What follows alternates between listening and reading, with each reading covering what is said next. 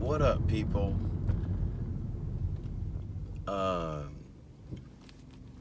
Dang, it's Monday. What a crazy weekend. So, I had my performances both Saturday and Sunday. I'm wiped out. But anyways, I just wanted to make a quick video about. I pulled a card this morning, and the card is Inner Authority. Something that I've been kind of sharing about recently because I've been scared of my inner authority. Whereas some people, they abuse their inner authority, and then other people, they don't tap into their inner authority. So many scenarios. There's people who overuse, did I say that already? They abuse it. And then there's people who just give it away. Sorry for that ticking. So I would like to kind of quickly go over all of it, just in a nutshell. I'm looking at this building. There's a cop behind me, so I can't touch my phone, but there's a building across the street over here. It was called Haven. That's kind of the nucleus where we're going today. Haven. Your safe haven, your inner authority. So, anyways, where I'm getting at is inner authority. It's like using your own inner power, but my observation in general, I see people who use it for the wrong purposes. A lot of people think, well, because, my zodiac is this, they think automatically they're owed, the respect. And it's hard to share that with people who are in those positions. It's hard to tell them, hey, no. Like, I have a friend, he is a Leo, and years ago, he used to manifest whatever he wanted. I was like a little bit jealous because he would just think about something unwillingly, and boop, it would land right in his lap. And I was just like, dang, not fair.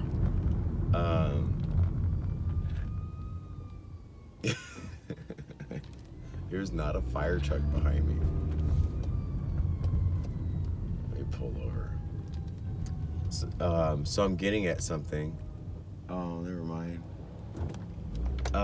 Inner authority. Okay, I'm gathering my thoughts because I'm not channeling right now. This is just regular old Aaron.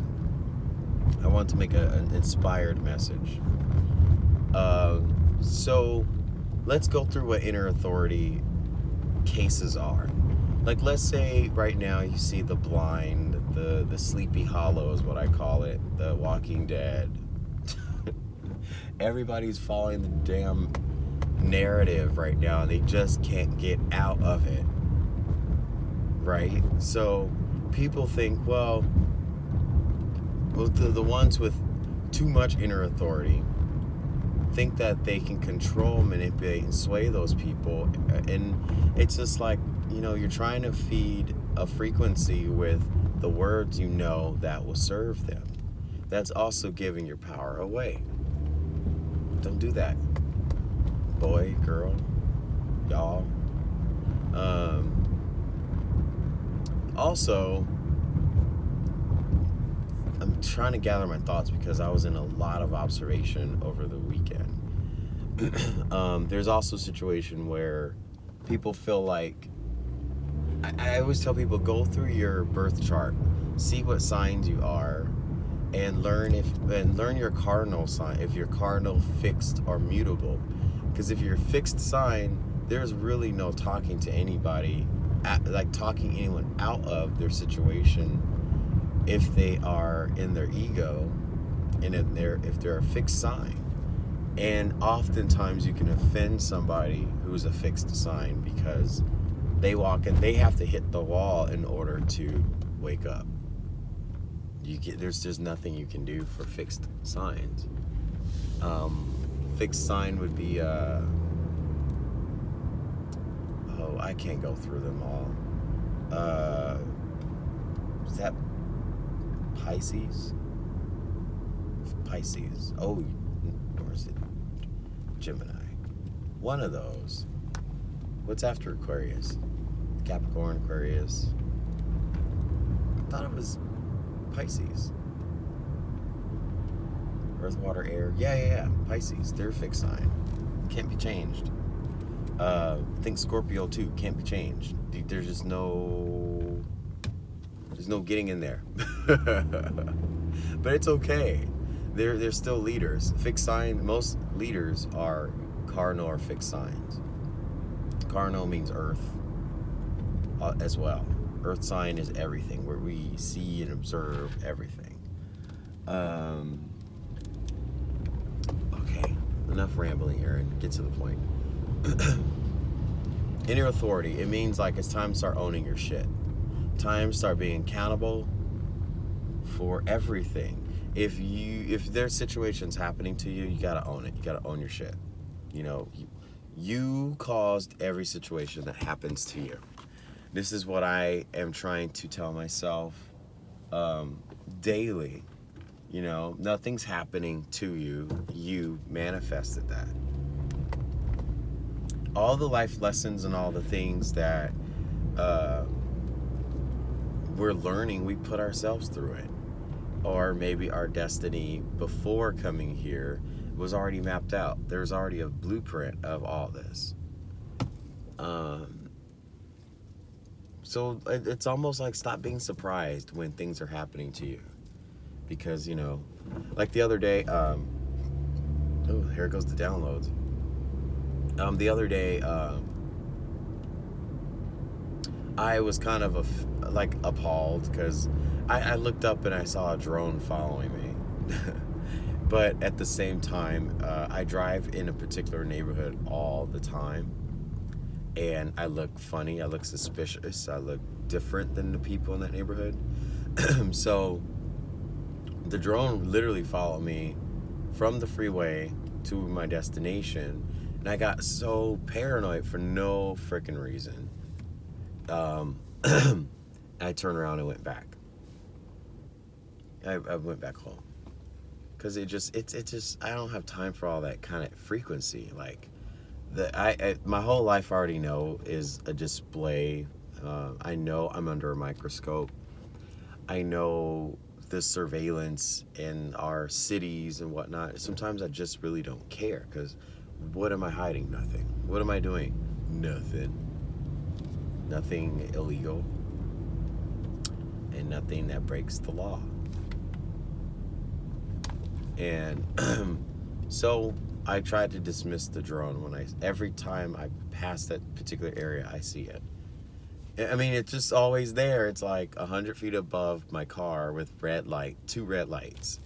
So it's just like, get over yourself. Another situation I cause is, like in my dance class, sometimes I go in these rants and I start talking too much and everyone gets pissed. Well, not everyone, but some people who come to, get their sweat on, they don't really want to hear me talk. I understand it now. I get it. But I have to start owning it when people complain. That's my fault. I own it. Inner authority also means that there's some shifts coming and we need to start understanding these shifts. I think a lot of times we depend on those who channel messages all the time, and we keep going to these people on these channels who don't say the word God. And you guys still, I say you guys because I stopped following a lot of people who don't mention God. Maybe ancient history, I'll give them a hall pass because they're not really wanting to do all the spiritual stuff. They just want, like Rex Elite Project. He'll disclaim it and say, my disclaimer is, he'll see my disclaimer is, I just like to reveal the facts and the mysteries. It's not my part to share what my beliefs are. And I'm like, go Rex, go. But he's still, like, he's a perfect example of owning his inner authority, because he's not putting his vulnerability and insecurity on display. Whereas for me, that's what I've been doing for quite a while, and I need to start talking with dignity and confidence. And that's just where I think we need to go in general. I know for a fact that, you know, my incarnations I've had before. This is weird to be talking this way, because I used to never talk this way. My incarnations before, I've doubted myself all the time. And my memories and regressions are coming back. Of different, they don't even matter. Most of them don't matter. But there's two, and then there's a future that I see as well. And all three, I'm doubting myself. I'm doubting what I see. Even me saying this now, I doubted, you know, saying this out loud, because I doubt how people would receive this type of dialogue from me, because I have such a well-balanced platform. The moment I start talking about something way far over there, you know, but I can't be ashamed or scared of the response, because people, sorry, behind me, road construction. Anyways, I wanted to share two things with you guys, because we've been talking about this Rainbow Warrior movement on Facebook in a group, and I for a fact knew that the descendants of the Hopi prophecy were the Rainbow Warriors, and some of them are incarnating into our children. There's proof, because you'll see rainbows around children, and it's Pride season, so there's a connection between the gay flag and the Rainbow Warrior movement. It has no, see, this is what is the difference between Awakened people and Sleepy Hollow, The Walking Dead. A lot of people think, oh, Pride Month, and we celebrate gays and how happy we are, and I'm a gay man, so don't quote me. But there's a misconception. It's really about the era of the time of the Rainbow Warriors, which were descendants from the Hopi era, which was, I think, 600 years ago, or maybe even before that. But the Hopi Indians had all these prophecies. They had no Bible. They talked about the White Brotherhood, which are the shiny ones, which are the, also in I think esoteric, they call them the Essenes. And the Star Beings, the Palladians, it's all the same cluster. So they were talking about how they're going to descend and come back. Well, they're here. They are here. I know for a fact they're here. We see it up there, but they are descended as well. There's so many different cloaked objects that are just sitting above the earth. And what's great is we are magnifying that. We are attracting that. We are the strongest. We're the only consciousness in all of everything. Everything else is just it's an enlightened awareness, benevolent. They're above consciousness, but they don't have consciousness, if that makes any sense at all. We're the only ones, because we convert 3D to diamond and prism, which are 5 and 6 density. So they don't need consciousness. They just know, like, everything. Or it's still learning from our consciousness. But I was walking to the car right before I recorded this video, and I found this on the floor. It's an earring, y'all. And it's rainbow colors. So I was like, oh my goodness. Like, it's so true. Like, how could this end up being on the ground in great shape? And it's all rainbow colors. Another thing that I saw yesterday during my dance performance, there was a ring, and I thought I brought it, and I didn't. Did I bring it? Maybe I did. Please be in here. Manifest, manifest, manifest. My earrings are in here. Manifest, manifest. I don't think I brought it. It's at home.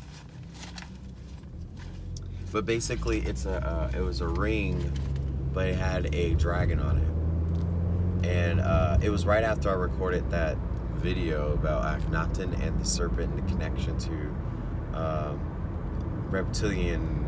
It's not really a literal reptile. Enki was not a literal reptile. The serpent wasn't a literal reptile. Yahweh wasn't a literal reptile. That was the connection I forgot to bridge yesterday too. So I have to make another video just so it's its own category. But the serpent, Yahweh, and Enki are all the same entity, and they all had control over all the. And I think I figured something out about one of my past lives is like maybe I broke the control, because I do remember being something of an Egyptian something, and I don't know. I think this may be my first consciousness being aware of what control I had, because the life that I remember, the lifetime I can remember, I did not have inner authority at all. I was just a chicken shit, and I was afraid of being in charge, and I was making all the wrong decisions, and I was making all choices for myself, and my whole followers were all like upset with me, and I betrayed them, and they became slaves. I became a slave, and then my father, whoever he was at that time, ordered me to die. And at that time, my twin flame, back then, she fed me water and bread. She was like one of the, I'm getting downloads. She was one of the servants of this palace or whatever. And that's how we met. And she remembers a lot about that time too. And what's interesting is in this lifetime that we're in now, this consciousness, she's my inverse. I figured it out. Because a lot of times when twin flames are too in contact with themselves, they're just having sex all day long, allegedly. And it's not really about that. Like twins and inverses and pairings have to do this work of God. Long story short, no matter how you do it, do something. Anyway, have a great day, you guys. I'll talk to you later. Bye.